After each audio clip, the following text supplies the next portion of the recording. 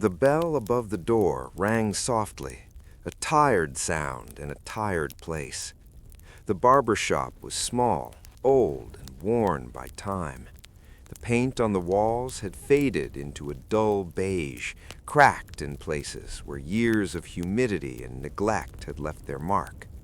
A single chair sat in the center, its leather cracked and patched more than once.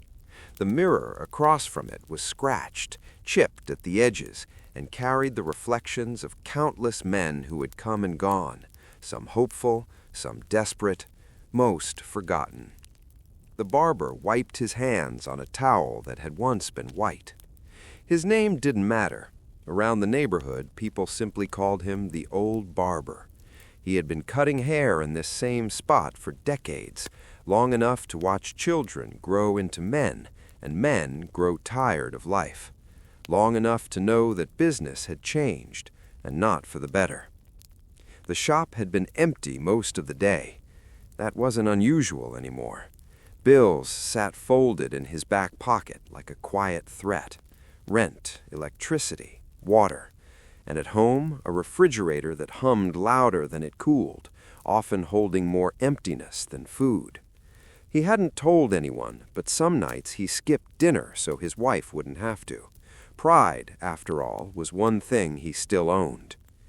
He adjusted the chair, straightened the combs on the counter, and glanced at the clock. Late afternoon. Usually he would close soon. There was no point in waiting when no one came. Then the bell rang again. He looked up. The man who stepped inside didn't look like much. Dust clung to his shoes. His clothes were simple, clean but worn. Not poor enough to draw pity at first glance, not comfortable enough to suggest ease. His hair had grown uneven, curling at the edges, and his beard was thick, untrimmed, the kind that came from weeks of being overlooked by the world. But it was his eyes that made the barber pause. Calm, not tired, not rushed, just steady. The man stood there for a moment, as if taking in the room, the smell of old aftershave, the quiet hum of the ceiling fan struggling above them. "Are you still open?" the stranger asked. The barber nodded. "For a little while." The man stepped closer to the chair, hesitating. "I don't have much," he said gently. "If that's a problem, I understand." The barber had heard those words many times before. Usually they came with embarrassment, with shame. This time they came without either. "How much do you have?" the barber asked, more out of habit than need. The stranger reached into his pocket, then stopped. Slowly he shook his head. "Nothing today." Silence filled the shop. Outside, a car passed. Somewhere down the street, a dog barked. Life moved on, indifferent. The barber studied him. The tired clothes, the overgrown beard, the hands, rough but steady. He could have said no. Most would have. He needed the money, desperately. But something about the man made the words catch in his throat. "When was the last time you had a haircut?" the barber asked instead. The stranger smiled faintly. "Longer than I remember." The barber sighed, more at the world than at the man.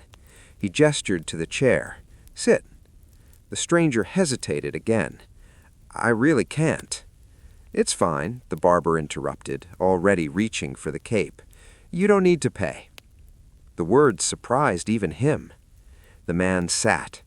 As the barber draped the cape over his shoulders, their eyes met briefly in the mirror. The stranger nodded, not with gratitude exaggerated or loud, but with a quiet acknowledgement, as if this moment meant more than either of them could yet understand. The scissors began to move, and neither of them knew that this simple act, this quiet kindness in a forgotten barber shop, was about to change far more than either of their lives. The bell above the barber shop door rang softly as the man stepped inside.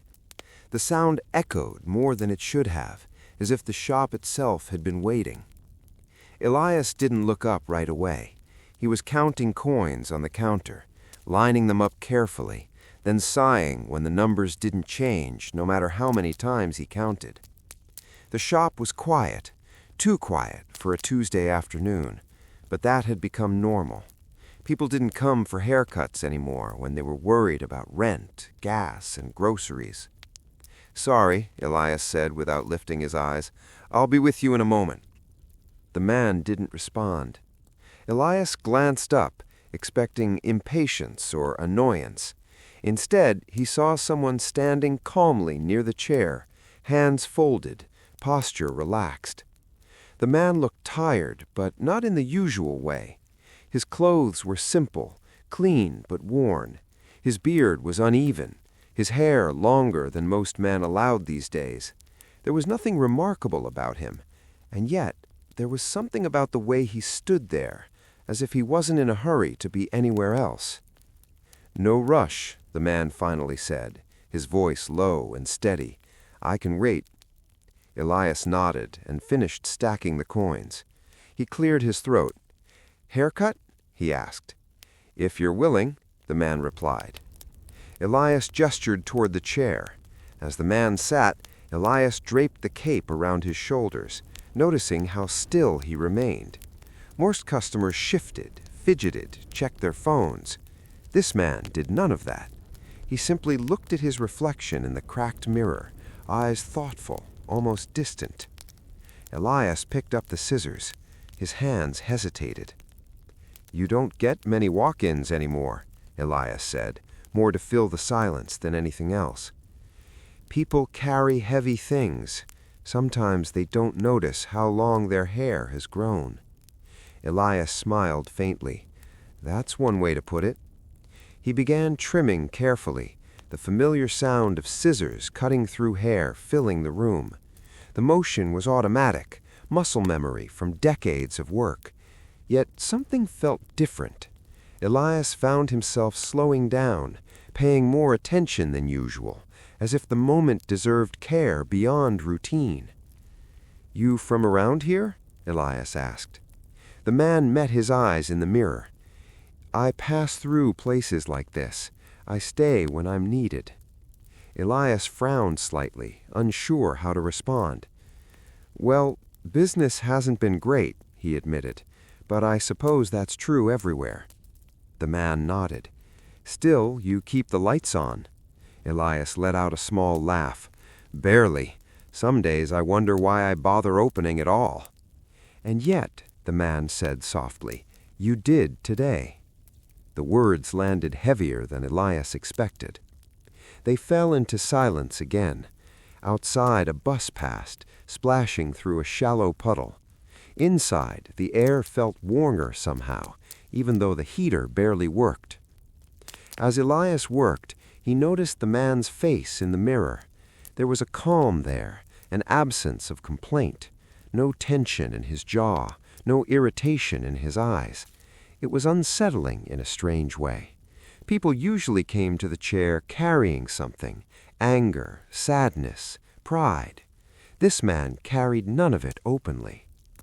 When Elias finished, he stepped back. "That should do it." The man studied his reflection.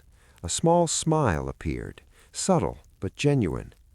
"Thank you," he said. "You have skilled hands."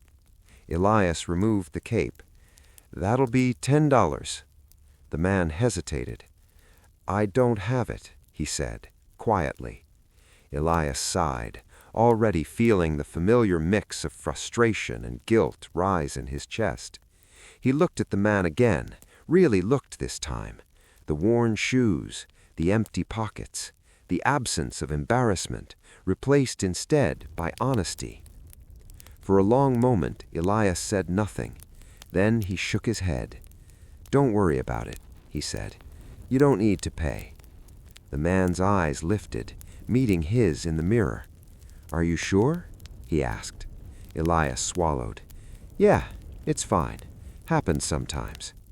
The man stood slowly. "Then I won't forget this," he said. Elias waved it off, already turning back to the counter. "It's just a haircut." But as the man walked toward the door, the bell ringing softly again, Elias felt something tighten in his chest. because somehow it didn't feel like just a haircut. The scissors moved slowly now, not because the barber was tired, but because something in the room had changed. The man in the chair hadn't said much since sitting down. He hadn't complained about the cold. He hadn't asked about the price. He hadn't rushed.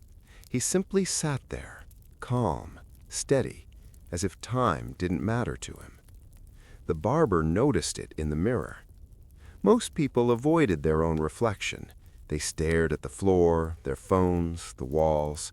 This man looked straight into the cracked glass, eyes soft, present, as if he wasn't just seeing himself, but everything around him. "You're not from around here," the barber said, more to break the silence than out of curiosity. The man smiled slightly. "I've been many places," he replied. Something about the answer lingered. It wasn't mysterious in a dramatic way. It was simple, honest, and somehow heavy.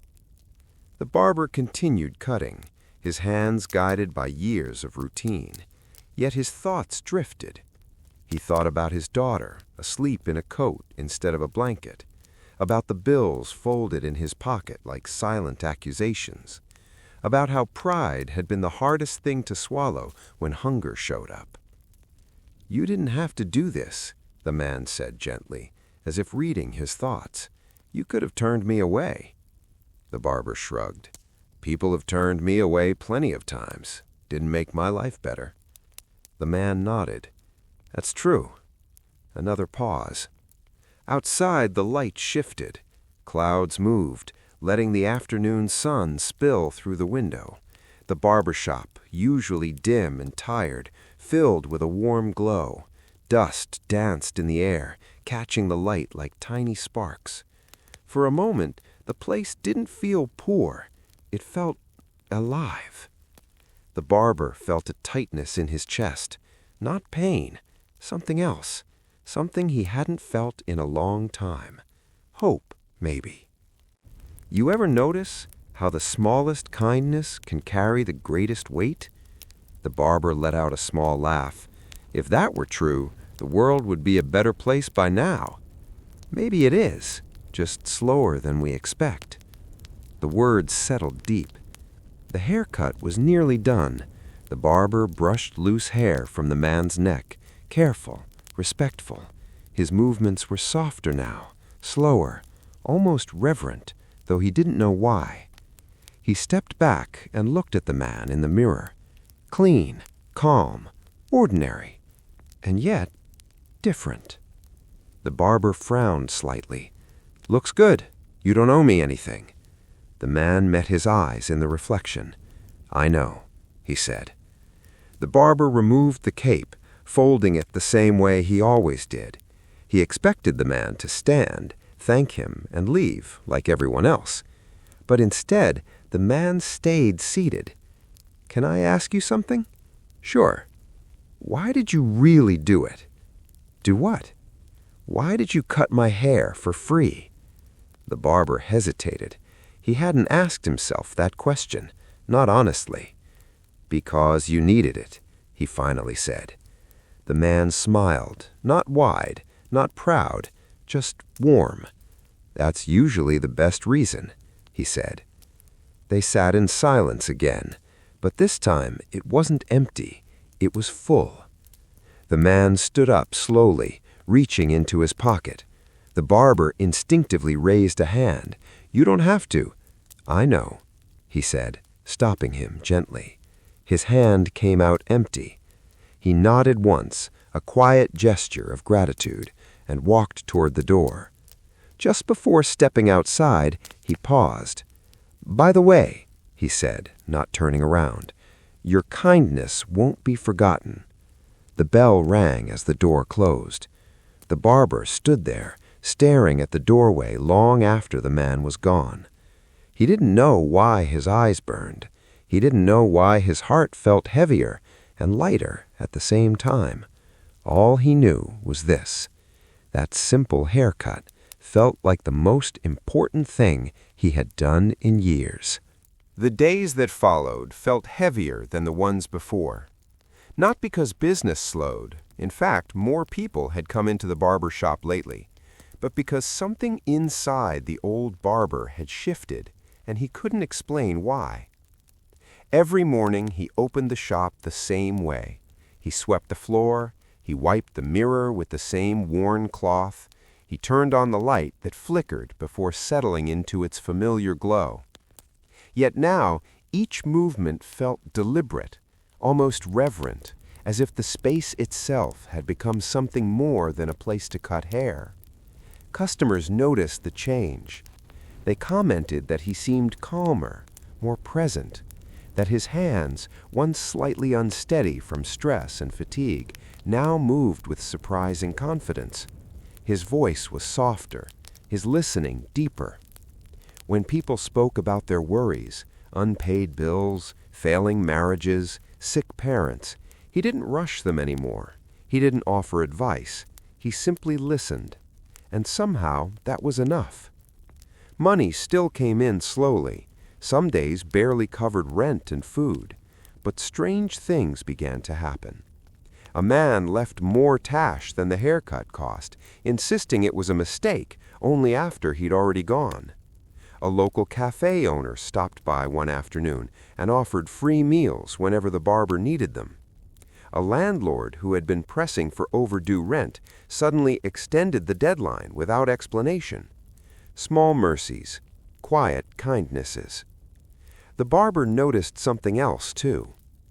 Every time doubt crept in, every time fear whispered that generosity was a luxury he couldn't afford, he remembered the stranger's eyes in the mirror, calm, unafraid, as if he'd known exactly how the moment would unfold.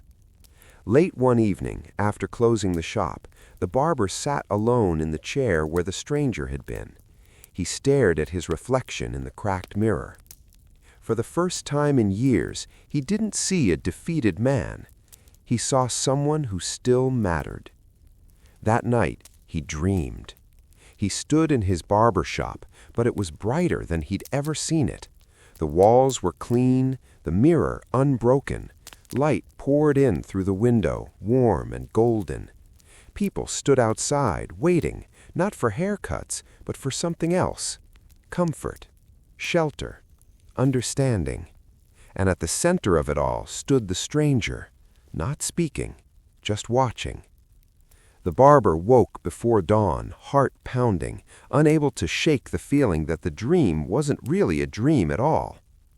The next day brought a customer he hadn't seen in years, a former regular who'd moved away after falling on hard times. The man looked thinner now, his clothes worn, his shoulders slumped. "I don't have much," the man said quietly, avoiding the barber's eyes. "But I need a haircut for a job interview." The barber didn't hesitate. "Sit down, we'll figure it out." As he worked, he realized something startling. This time, he wasn't nervous about offering help. He wasn't calculating loss. He wasn't afraid of what generosity might cost him. It felt natural, as if he were simply returning something that had once been given to him. When the haircut was finished, the man stood and stared at his reflection in the mirror, stunned. Tears welled in his eyes. "I forgot what it felt like," he whispered, "to look like myself." The barber smiled. Neither man mentioned payment. After the man left, the barber stood alone again, scissors resting in his palm. He felt a strange certainty settle in his chest. Whatever that moment with the stranger had been, coincidence, chance, or something more, it had changed the way he saw people, changed the way he saw himself, and somewhere deep down, a quiet realization began to form, that maybe the value of what he gave away that day hadn't been the haircut at all. It had been dignity, presence, love. And the story was far from over. The morning came quietly. The barber unlocked the shop as usual, but something felt different. The air inside seemed lighter, warmer, as if the walls themselves had exhaled overnight. Sunlight poured through the front window, brighter than he remembered, catching dust in the air like tiny floating sparks. He stepped inside and stopped. On the counter, where there had been nothing the night before, lay a small envelope. Plain. No name, no explanation. For a moment, he didn't touch it. He just stood there, listening to the hum of the street waking up outside, his heart beating a little faster than normal. Finally, he opened it. Inside were bills, more money than he had seen in years, enough to cover rent, enough to fix the broken sink, enough to buy groceries without counting coins, enough to breathe again. His hands trembled. But it wasn't the money that made his knees weaken. It was the note. Only a few words, written carefully, as if chosen with intention. You didn't charge me when you needed it most. You saw a man, not a wallet. You gave without asking. That kindness will never be forgotten. No signature. The barber sat down slowly, the chair creaking beneath him. His throat tightened. He pressed the note to his chest, feeling something swell inside that he couldn't name. Relief, gratitude, awe. All day customers came in, more than usual, strangers he'd never seen before. They spoke kindly. They tipped generously. One man mentioned he had been told this was a good place. A woman said, "Something about this shop feels peaceful." By afternoon, the barber realized something else. Every person who walked through his door seemed to leave lighter than they arrived, smiling, calmer, as if they had been reminded of something important. Late in the day, when the shop was nearly empty, he noticed the mirror, the cracked mirror. Sunlight hit it just right, and for a brief moment, the fracture disappeared. The reflection looked whole, clear, almost new. And in that reflection, the barber remembered the stranger's eyes. Not their color, their depth. The way they had looked at him, not as a poor man, not as someone struggling, but as someone seen completely. A week passed, then another. Life didn't suddenly become perfect, problems didn't vanish, but the weight he had carried for so long no longer crushed him. Somehow he felt guided, supported, as if the simple choice he had made had shifted something unseen. One evening, an elderly woman stopped at the door before leaving. "I don't know why," she said softly, "but when you cut my hair, I felt forgiven." The barber smiled politely, unsure what to say. After closing, he sat alone again, holding the scissors in his hand. He thought back to that night, to the moment he had said, "You don't need to pay." He realized then that he hadn't lost anything by giving. He had gained everything. Outside, the sky darkened. A warm glow from inside the shop spilled onto the sidewalk. A passerby slowed down, looking through the window, drawn by something that couldn't explain. The barber cleaned his tools, turned off the light, and paused before leaving. For a second, just a second, he felt it, that same calm presence, not visible, not loud, but real. And deep in his chest, understanding settled quietly, without words. Some kindness is repaid with money, some is repaid with peace, and some changes the world in ways we never see. The door closed softly behind him, and the light remained.